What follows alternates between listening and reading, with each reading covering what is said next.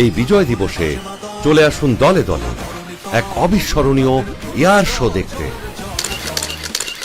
বিজয়ের ৫৪তম বছরে ৫৪ জন প্যারাট্রুপার ৫৪টা জাতীয় পতাকা হাতে বিমান থেকে অবতরণ করে করবে বিশ্ব রেকর্ড। এয়ার শো উপভোগ করতে ব্যবহার করবেন আইডিবির উল্টো পাশের তালতলা গেট। গেট খোলা হবে ১৬ ডিসেম্বর সকাল ৮টায়। ১০টার মধ্যেই সবাইকে নির্ধারিত স্থানে সমবেত হওয়ার অনুরোধ জানাচ্ছি।